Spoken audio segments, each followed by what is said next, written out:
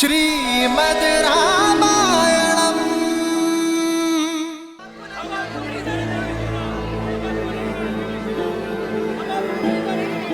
जानता हूं महाराज,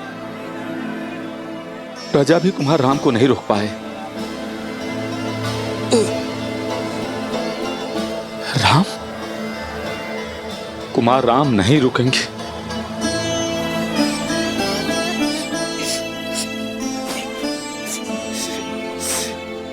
सीता, आपका अभिप्राय है देवी सीता को रोक लो? हाँ महाराज। महाराज,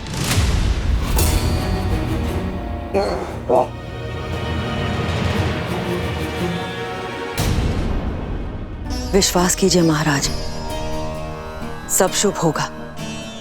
भरत के युवराज घोषित होते ही प्रजा शांत हो जाएगी। मैं आपको केवल इतना सूचित करने आई थी कि मैं भरत को कैकैया से बुलवा रही हूं।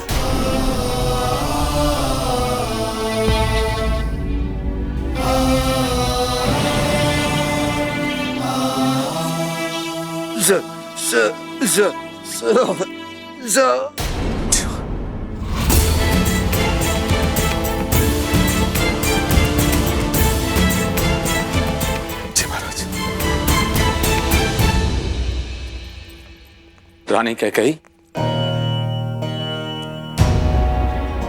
महाराज जो शब्दों से ना कह सके उनके मुख से समझ गया हूं मैं। वो कामना कर रहे हैं कदाचित प्रजा विद्रोह करते, बस किसी प्रकार कुमार राम को रोक ले। जीवन में कई बार कुछ अनुचित कदम उठ जाते हैं, पर जब जागो तब सवेरा। जब ज्ञात हो जाए कि मार्ग अनुचित है तो पग लौटा लेने चाहिए। महाराज पे दया करें देवी। रानी प्रजा की मां होती है, मां बनकर उनका मन समझे। अपने वचन लौटा लें देवी। मंत्री का कार्य होता है कि वो मंत्रणा दें, परामर्श दें, किंतु सिर्फ तब जब मांगा जाए। भरत को अयोध्या लाने का प्रबंध किया जाए। प्रजा विद्रोह कर देगी। उन्हें रोकना आपका कार्य है। जाइए, अपना कार्य कीजिए।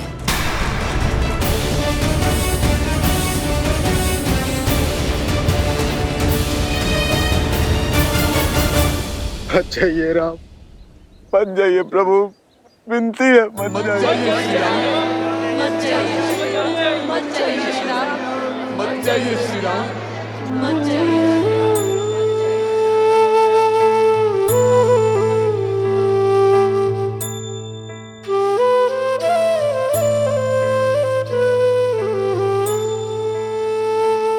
ये मेरी विनती है आप सबसे, मुझे जाने दीजिए।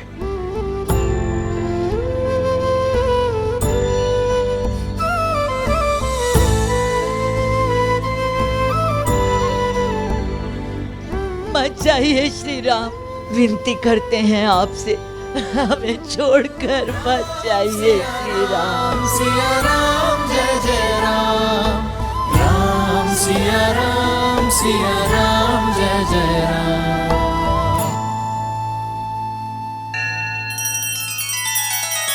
श्री रामचंद्र कृपालु भजु मन हरण भव भय दारुणम।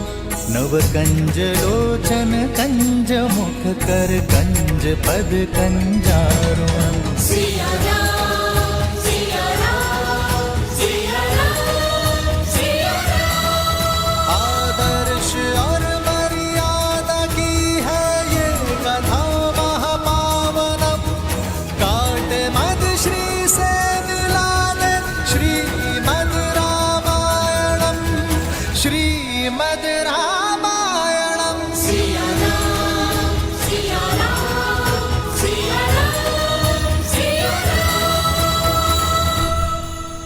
मत जाइए श्री राम। ये लोग हमें ऐसे जाने नहीं देंगे। कदाचित वो अंत तक ऐसे ही हमारा पीछा करते ही रहेंगे भैया।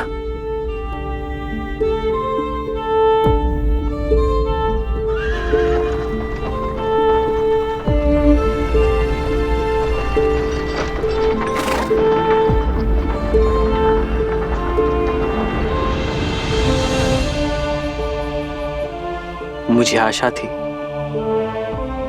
कि इस धर्म यात्रा में आप अपना अंश देने अवश्य आएंगे अमात्य। मेरी प्रजा मुझे छोड़ेगी नहीं। मुझे ही उनसे दूर जाना होगा।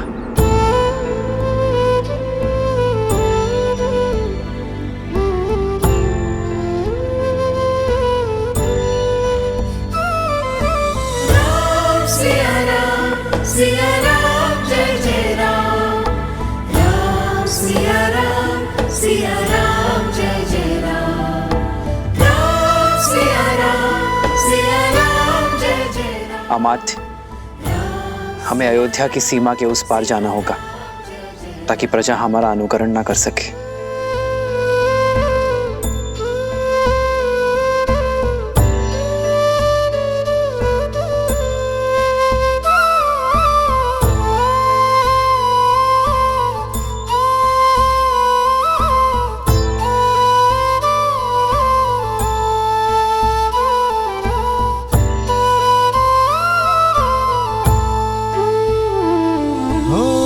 दशरथ व्याकुल पुत्र को भारी, शत्रु बन बैठी महतारी।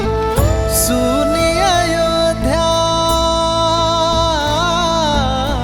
सुनी अयोध्या कर चले रघुराई, सुनी अयोध्या कर चले रघुराई। राम सिया राम, सिया राम जय जय राम, राम सिया राम, सिया राम जय जय राम, राम सिया राम, सिया राम जय जय राम, राम सिया राम, सिया राम जय जय राम, राम सिया राम, सिया राम जय जय राम, राम सिया राम, सिया राम जय जय राम।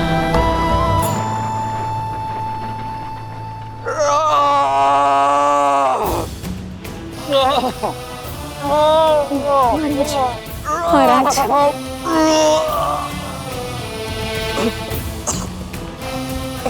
शांत हो जाइए आर्य, शांत हो जाइए, शांत हो जाइए राज, शांत हो जाइए आर्य।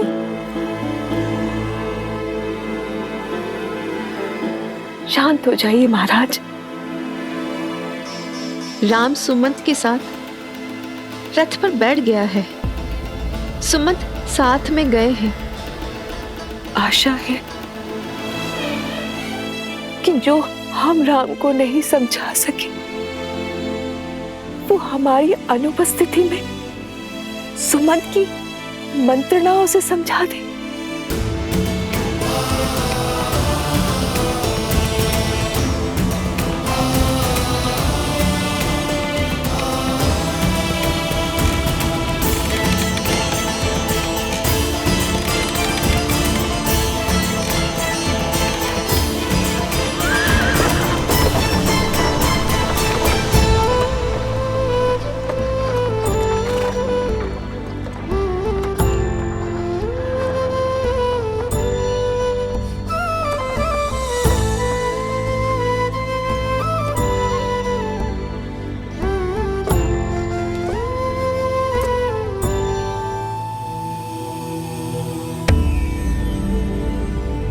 एक और श्री राम थे जिन्होंने अपने पिता के वचनों की लाज रखने के लिए, धर्म की रक्षा के लिए अपना सब कुछ त्याग दिया,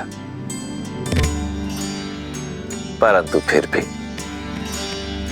प्रजा के प्रति अपने निश्चल प्रेम और करुणा के कारण सदैव अयोध्या वासियों के हृदय पर राज किया। वहीं दूसरी ओर विश्रवा पुत्र लंकापति रावण, जो सब पर राज तो करना चाहता था, परंतु करुणा और प्रेम के स्थान पर सबके हृदय में आतंक और भय को स्थान देकर। तो क्या रावण के इस एक छत्र राज में कोई अवरोध नहीं था? अवरोध तो था देवी। रावण का बहनोई शूर्पणखा का पति विद्युत जिह्वा रावण की उसके प्रति शत्रुता का अनुमान इसी बात से लगाया जा सकता है कि रावण केवल उसे दंडित ही नहीं करना चाहता था, अपितु उसके प्राण हरना चाहता था, क्योंकि इस बार प्रहार रावण के अभिमान पर हुआ था।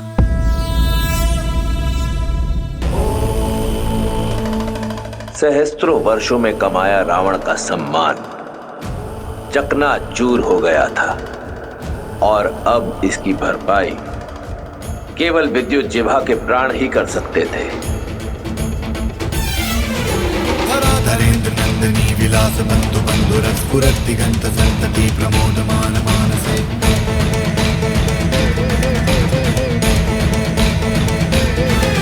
कृपा कटाक्ष धोरणी निवृत्त दुर्धरापति क्वचित् दिगंबरे मनो विनोद में तु वस्तुनि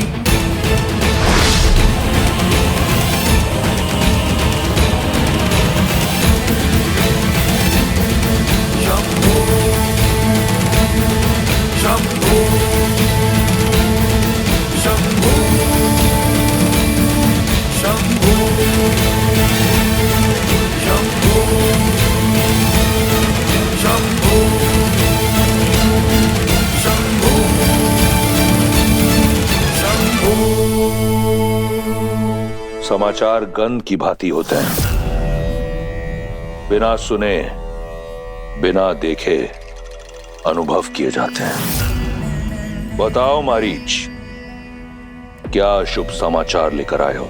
सूचना ये है, विद्युत जीवा ने पाताल लोक में शरण ले ली है।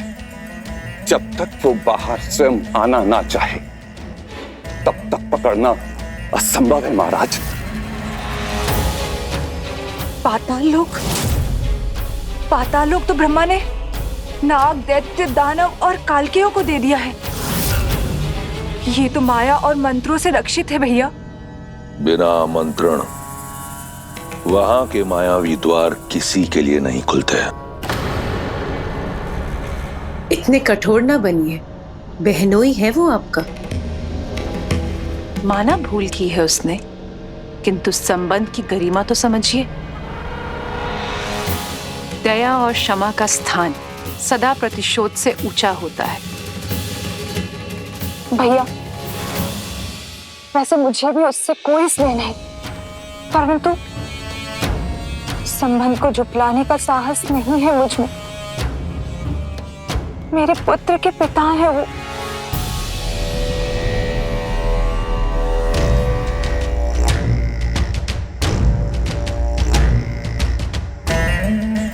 तो क्या तुम्हारे भाई का मान, उसका सम्मान, उससे भी मूल्यवान है तुम्हारे पति का जीवन?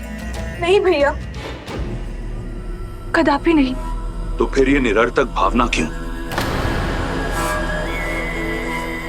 तुम्हारा विवाह विद्युत जीवा से मैंने करवाया, कल किसी और से करवा दूंगा।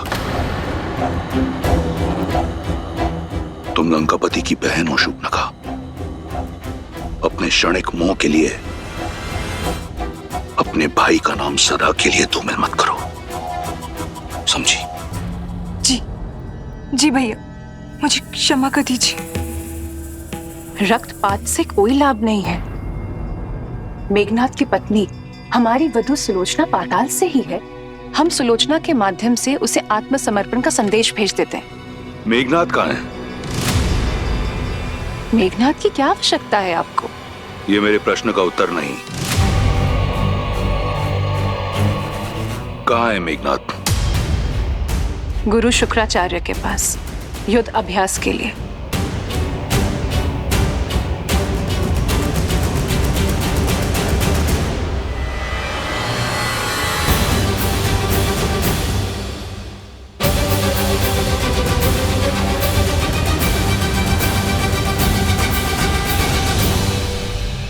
अति उत्तम, सच्चा शूरवीर है मेघनाथ। इंद्र को हराकर इंद्रजीत बन चुका है। इस समस्त संसार में उस जैसा महारथी कोई नहीं। परंतु अब भी वो संतुष्ट नहीं।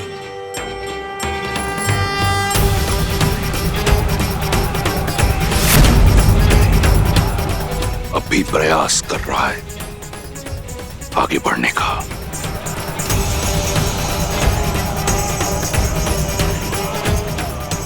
मारीच, मेरे पुत्र को बुलाकर लाओ। जी महाराज।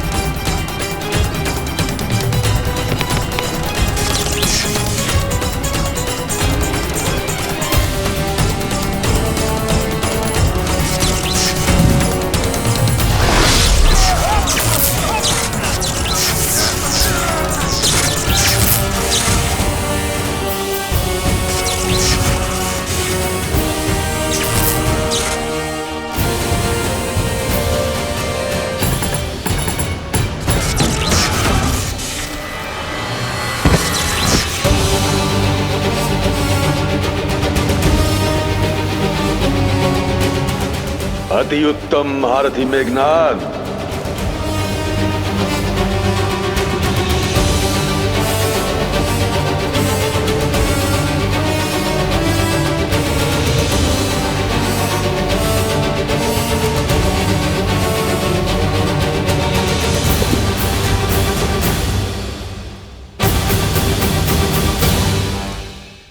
कल्याण हो। ये सब आप ही की शिक्षा और आशीर्वाद का परिणाम है गुरु शुक्राचार्य। ये तो तुम्हारा बड़प्पन है मेघनाद, जबकि सत्य तो ये है कि योग्यता से अधिक कभी किसी को कुछ नहीं मिलता। और मुझे पूर्ण विश्वास है कि असुरों में सबसे महाबली राजा बलि के बाद यदि कोई है तो वो केवल और केवल तुम हो, जो इस धरा पर, इस संसार में असुर धर्म को स्थापित कर सकता है। असुर साम्राज्य के ध्वज को यदि हर दिशा में फहरा पाऊं तो ये मेरा सौभाग्य होगा गुरुवर।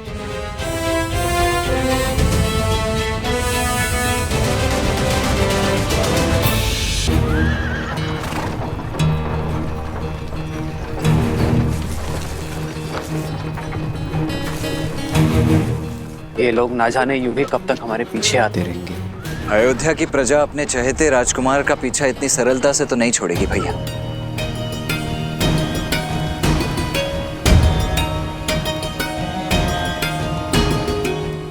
रुक जाइए श्री राम, रुक जाइए, मत जाइए।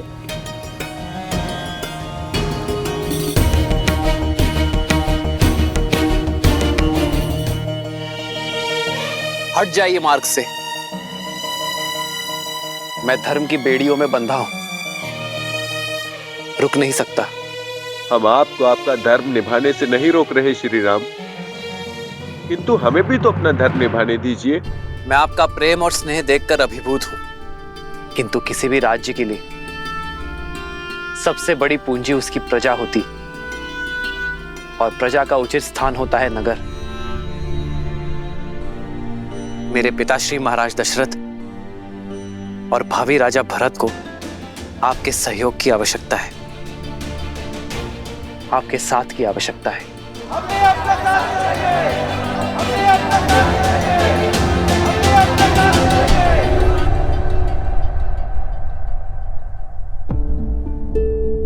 आपका प्रेम अनुपम है, किंतु धर्म के मार्ग पर प्रेम को छोड़ना पड़ता है। हमारी ये यात्रा कठिन मत बनाइए। मेरी विनती है आप सबसे कि श्री राम के मार्ग का अवरोध ना बने। हम आपके मार्ग का अवरोध करने नहीं आए देवी, हम आपके मार्ग का साथी बनने आए हैं। और प्रजा को पीड़ा पाते देखना क्या मेरे लिए धर्मसम्मत होगा? 14 वर्ष का वनवास है। पर हमारे राम महलों के सुखों को त्याग कर वन में दुख उठाने जा रहे हैं। यह विचार भी हमें लज्जा और ग्लानि से भर रहा है। हम अपने राम के बिना नहीं रह सकते। जहां हमारे राम होंगे वही हमारी अयोध्या है। हम भी अपने राम के साथ वन में ही जाएंगे।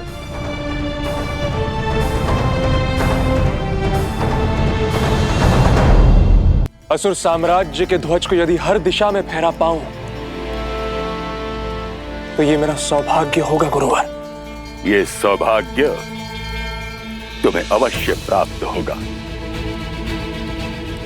जानते हो क्यों? क्योंकि तुम्हारी साधना बहुत कठिन है।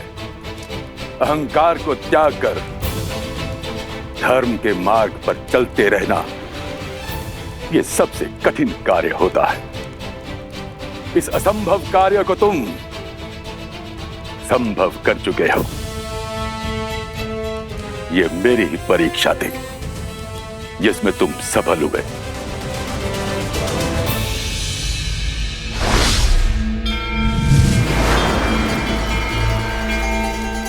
देवताओं को तुमने अपने वश में किया। इतना शक्तिशाली होने के पश्चात भी अभिमान तुम में किंचित मात्र भी नहीं है। तुम धर्म के मार्ग पर डटे रहे। तुम चाहते तो अपने शत्रुओं को, इन देवों को समाप्त कर सकते थे, किंतु तुमने ऐसा नहीं किया। तुमने केवल उन्हें मूर्छित करना उचित समझा। मुझे तुम पर गर्व है मेघनाद, और तुम्हें बधाई हो।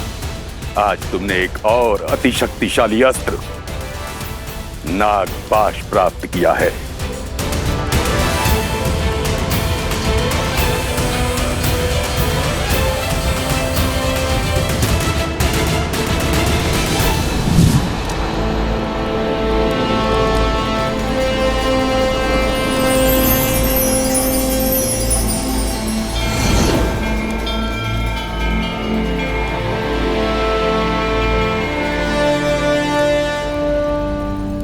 धन्यवाद गुरुदेव।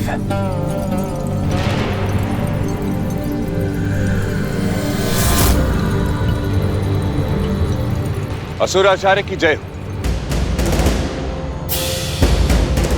लंकेशपति ने कुमार मेघनाद को स्मरण किया है शीघ्र।